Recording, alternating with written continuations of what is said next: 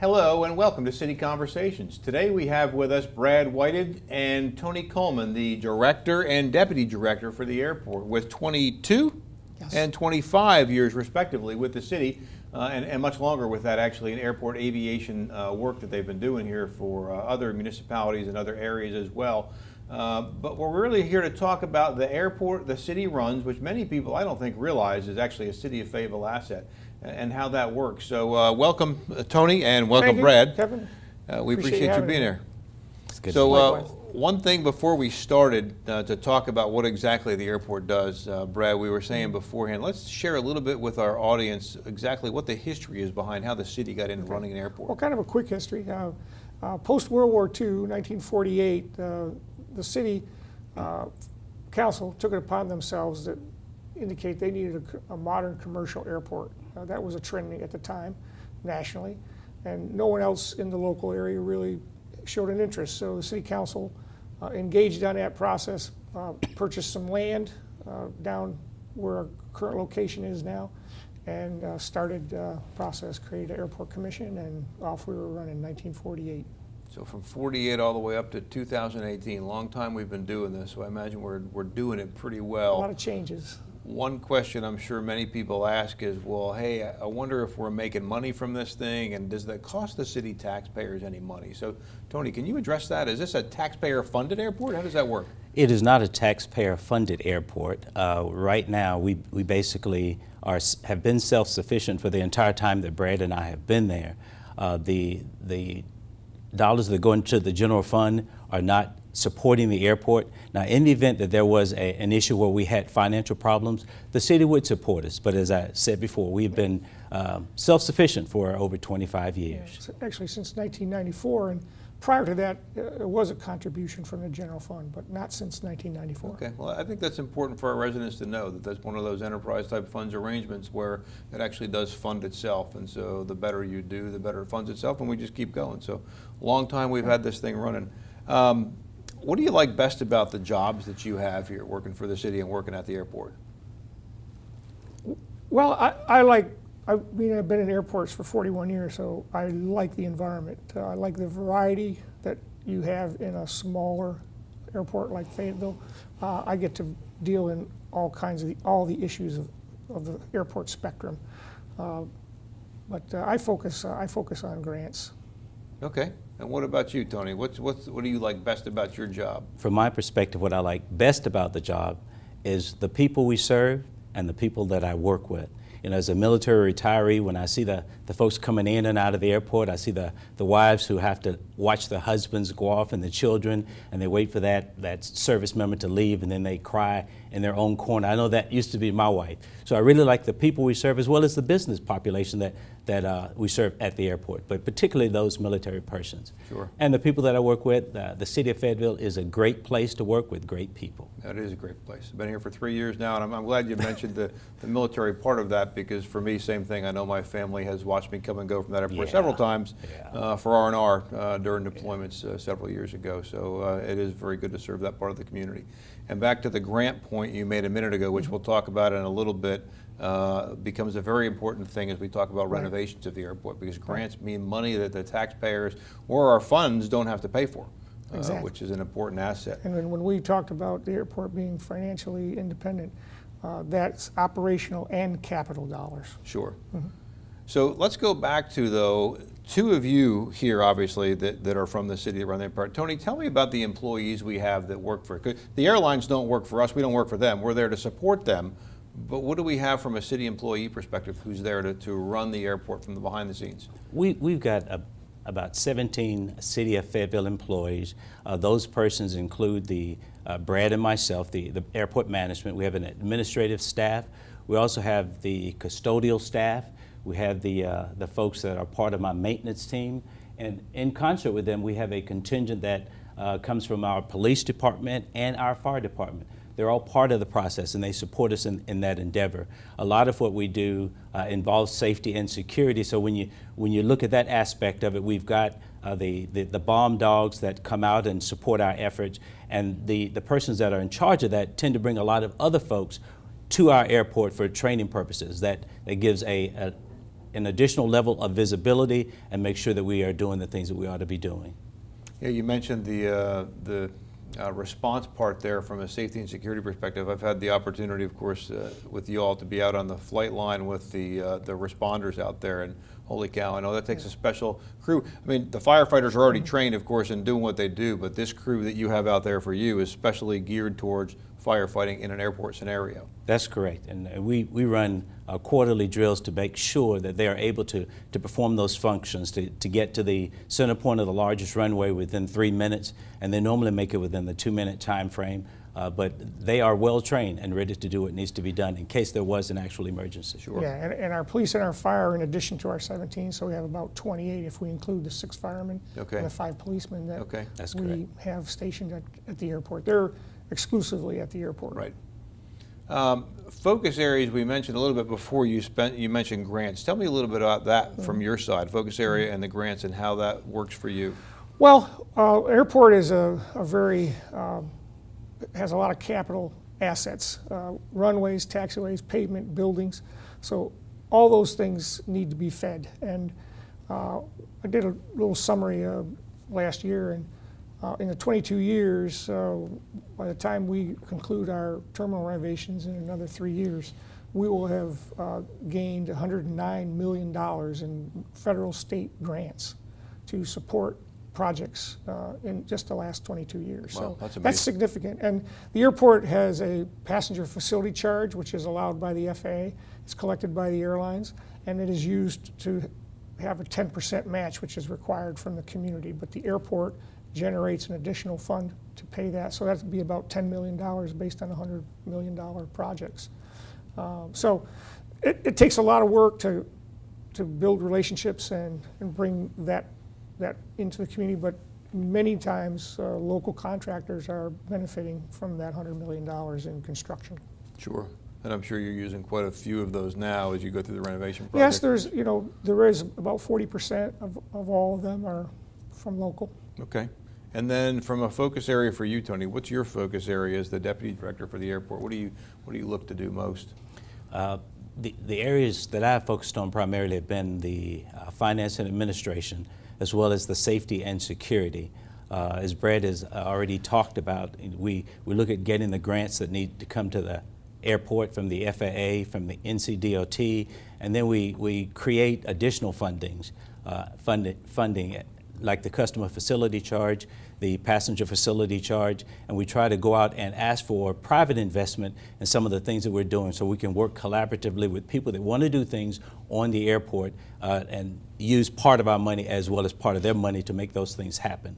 From a safety and security perspective, I am the airport security coordinator. I have a wonderful young lady working with me, Ms. Patricia Campbell. She's the assistant airport security coordinator, and we make sure that everybody is properly badged, that we do the 10-year criminal history records checks, the security threat assessments, and we work with the TSA on all those things.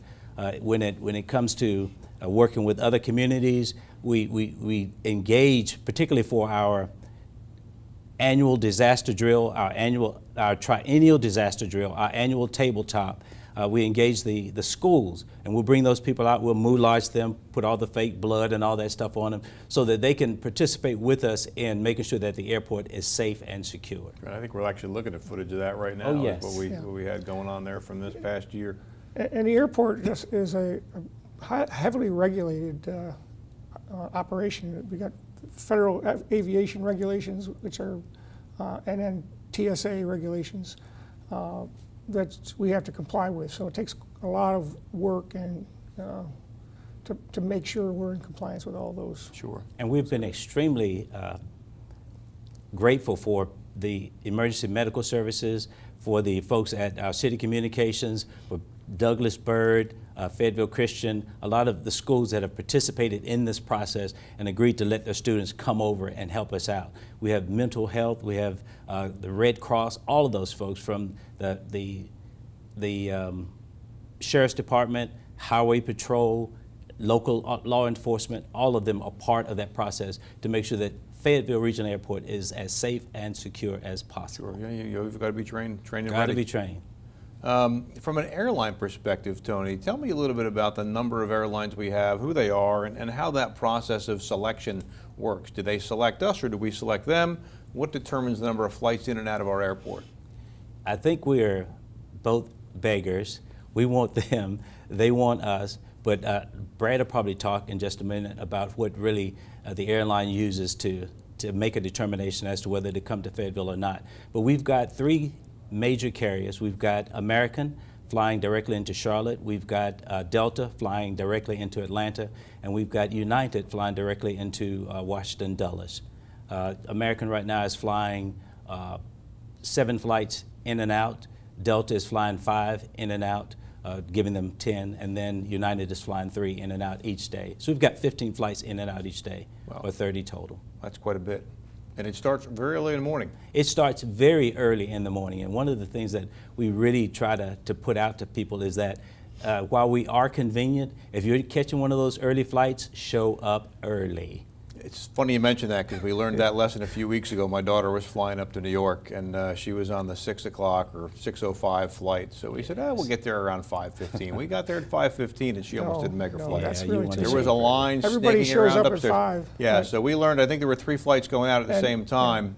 And that's right, and there's about 275 seats that are going out, and they all have to be screened. So Right. you really need to get there an hour and a half, 2 Yeah, hours we before. learned They our open lesson at the 4. hard way. They open at 4, and you can comfortably sit in our. Well, that's good to know. We'll Concourse. make sure we get there at 4 next time. Yes. But just because it's small doesn't mean it's not busy, and just because it's small Right. doesn't mean don't show up early. Right. That's correct. So, good to know. Well, tell me a little bit, Brad, from a Yes. Next Step Airlines. So people get, well, there's not enough options here for me, and it's only hubs they fly to. Could United fly differently to other places? How might that work in the future? Well, that is all dependent upon demand, and demand is people in seats. So from a large portion of that is population related, and the airlines and consultants who work in that field have subscriptions to a lot of databases that tell them how many people are going from different zip codes to other places in the country and in the world. So there are statistics that are used heavily in that analysis, and the airlines are on it all the time. If you have a desire to go direct to New York, which we have had for years, the problem is we don't have a large enough population to sustain a daily flight to New York. It's more economically feasible for the airlines to gather folks up and go through that hub and then go to many different destinations. And for a small community like Fayetteville, that's the most economical way for an airline to operate. So that's just the reality of the economy of it. So if we want, I've always said, if you want more service and the possibility of direct service, bring me 300,000 more population. Right. So it's a little difficult to do, but that's what it takes, is population or direct business, corporate business activity, like Well, that's a good point. headquarters. Yeah. Yeah. So You need basically, the more headquarters. we use it, the better likelihood or more likelihood it might increase in the That future. is correct. Well, that's right. Now, we have about a 900,000 people that would use our airport, and our studies show that about 42% of those people go elsewhere. So if they were to fly locally, it would help us to strengthen what we have. Sure. But that same study did show 75% of the city population of Fayetteville flies Fayetteville, and we're very excited about that. Well, that's good. That's a high number. Yeah. Before I go back into the question along those lines of why fly at Fayetteville and others, tell me about the numbers. You mentioned 300,000. What's the number of folks that are coming in and out of our airport on a yearly basis right now? On an annual basis, it's around 475,000. And that fluctuates depending on year to year, but it's generally in that. For the last 10 years, it's been around that number. Okay. So it's small. If you compare that to Raleigh, they have about 16 million coming in and out of there. Wow. So it's a whole different application. And but for the size of the city that Fayetteville has, we have the three major carriers. And for years, the city manager asked, get us back to 3 airlines, and we did that about 4 years ago. We've had some spattering of service over that prior to that time, but Right. we have the three remaining legacy airlines flying to the major hubs at Fayetteville, and provides competition, and it gives our customers more options. So tell me about why a customer would want to fly out of Fayetteville if they lived here or close by instead of going to Raleigh, Charlotte, Myrtle Beach. What makes it better, easier to do that? Well, our differentiation is convenience. When you park at Fayetteville, I think we'll talk about that a little later, it's right close to the terminal. It's not far away. And when you come inside, it's not a real complicated concourse or terminal building to move through. And I think we'll talk a little bit about the renovations more later. We will, yep. And explain that. But so our convenience, when you fly into Fayetteville, you don't have an hour drive or 3-hour drive if you happen to go to Charlotte or someplace else. And so those are our strengths, is our convenience. And it's not too much more, if I understand correctly. From No. the times I've flown to Fayetteville versus Raleigh, you're not paying much more to fly out of Fayetteville, and really it goes Prior back to that convenience. 2005, that was an issue, but after 2005, after mergers and acquisitions with U.S. Airways, they started to look at non-hub markets more favorably in terms of fare comparisons, and we have been competitive since 2005. Well, I'll tell you one thing I do like about it when we fly Fayetteville is the fact that it's literally 10 minutes from my house, not an hour and 45 minutes. And if something happens on a flight, I've got a Exactly. late night return, I'm minutes from my door instead of hours Right. from my door. That's correct. What we try to tell people is you really don't want to leave home to leave home. Right. And when you get back, you want to be back and not have to drive That's a another good point. And 45 we don't minutes. mind if you don't want to park in our parking lot. You could have someone drop you off and pick you up. 10 Well, minutes from home, a lot easier than you can. But otherwise. great point, and let's talk about parking, because that's one of the things I find. It's a heck of a lot cheaper to park in Fayetteville than it is in Raleigh or any other major airport. Tony, tell me, what is the cost for parking? The short-term parking is $12 per day. The long-term is $9 per day. And so that's not that much to pay for a 24-hour period. And it's right there at the terminal, so you don't have to wait for somebody to pick you up and take you to the terminal after you park.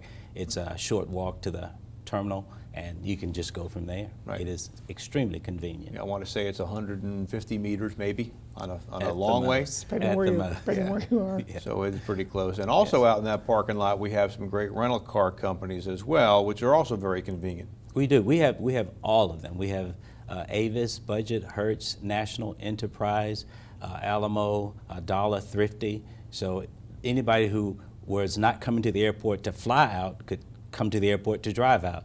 A lot of times people, when they're taking the longer trips, would rather have a rental car rather than their own. And they're all there. Enterprise for a while said that they did not want to come to the airport. And then they realized that the customer base there and the fact that most people really go to the airport to get rental cars, found it necessary to do that. They're one of our largest suppliers of rental cars right now. Wow. They're happy they did that. Well, is it 24/7 for them, or is it just a long day for them? It's How a does that- long day for them, not necessarily 24/7. Around 11 or 12 o'clock at night, they will stop after the last flight comes in, Okay. and they'll open up early in the morning. Okay. Yeah. Our first flights go out at 6 in the morning. Our last flight comes in about 5, 10 minutes before midnight, if it's no delays, which we Right. hope. But the rental cars will stay on. They have staff to make sure people getting off all the aircraft have the opportunity to rent a car. Okay. And then they'll go home. So it's only a few hours that their Close. staff is home. Yeah, it's indeed some long days, but some great service, and it is, Yes. is very handy to have that there. Besides the airlines that we've got, so we've got the 3 airlines coming in and out. We've also got general aviation assets there, which means, and I didn't know this till I talked with you gentlemen in preparing for this show, is that we can take flight lessons out there. And we've got commercial assets that use the airport as well. Tony, can you tell me about what those assets consist of? From the general aviation perspective, what they do is they not only provide a pilot lounge, they not only provide pilot services. In fact, when I came back from Iraq in 2004, one of the things I said I wanted to do was make sure I had already got the commercial pilot's license with instrument rating in rotary wing. I just wanted to add the fixed wing. So I added that, a particular fixed wing license right there at Fayetteville Regional Airport. They also provide fueling for the aircraft that are coming in and out. They provide, as I mentioned before, the pilot services, and Signature Flight Support Services is just an excellent operation. And whatever an organization needs that's flying in and out with their charter or commercial private aircraft, they're able to provide that. But on the general aviation side, they're not the only entities. We have some limited fixed base operators as well. We have Power Avionics, who, if you have a problem with your avionics in your aircraft, they'll take care of that. We have Rogers Aircraft Services. So if you have a mechanical malfunction, Rogers Aircraft Services has been there forever, way before me, would be able to take care of that as well. Well, I didn't know that, and I bet a lot of our residents don't know that. So good that they're been there learning forever. that now. And I know as we move forward into the future, we talked about the 3 airlines we've got. We talked about the fact that we started, what do you say, in the 40s? 49. 49, and a lot of the construction has happened over the years, Yeah, but now different phases. we've got some exciting new renovations going on. And back to the point you talked about earlier with grants, a lot of it's coming from places that aren't our taxpayers' wallets, but actually coming from grants Right. from the federal government. Talk about the renovations that are going on and what that means for our Okay. airport. I want to just go back to Tony's question. There's about 65 aircraft that are based at Fayetteville, and that's kind of a small number for an airport like us. But there's some private and county surrounding facilities that also have general aviation. As far as the terminal building, we've done some renovations in the past, smaller $2 million renovations to upgrade the facility. But there was a need. This current facility was built in 1969, which is going on 50 years. So the infrastructure is aged. The design of terminals 50 years ago really doesn't match today's needs with TSA and airlines. So we've been really planning for probably 10 years to try to find a solution and funding source for a major terminal renovation. And we've able to solidify that with a special federal grant with some additional state NCDOT dollars just recently came online, and the airport has been saving some revenue dollars itself over the years. So, and plus I talked about the PFC, so there's a multifaceted funding formula for this terminal. We're currently constructing, replacing our Concourse A, which is the older ground loading concourse that was originally part of that 1969 building. And we're going to have a modern 2-story concourse, about 3 times the square footage, with 2 jet bridges and 1 gate for ground loading 2 aircraft positions. So we still have that ground loading capability, but we have a more modern terminal like our Concourse B, which is 2nd level with 4 jet bridges. And this is all in part 1. Part 2 is going to come on to the terminal unsecure side and reorganize our space. When you come to Fayetteville, you go up the escalator on one side of the lobby area, and then you go down on the other side. Sometimes people have a hard time finding our elevator that's tucked away in a corner behind the escalator. We're going to change that whole flow by creating elevator and escalators in the front of the building. When you come through, they're going to be right behind you. You can look over and see ticketing. You can look over and see baggage. Then when you get your ticket, you just go up and you come right out in front of security, go through security, and our concourse will have, in Part A, we're building a new restaurant. And we have a new provider coming. They're going to start in October. And when their kitchen is finished in July of 2019, they're going to transition to that new environment. And so when you go through security, you'll see this brand new restaurant in front of you. Concourse B will be over here, Concourse A over there.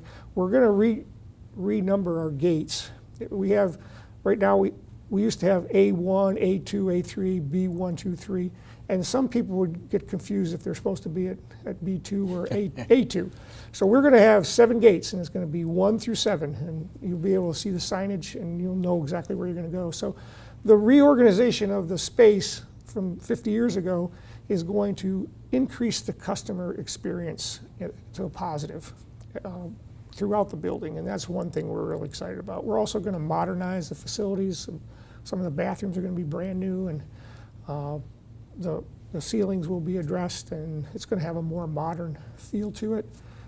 So we're excited about it. It's it's going to be a long process. This part 1 is about halfway through construction, and we expect to be completed by July of 1999.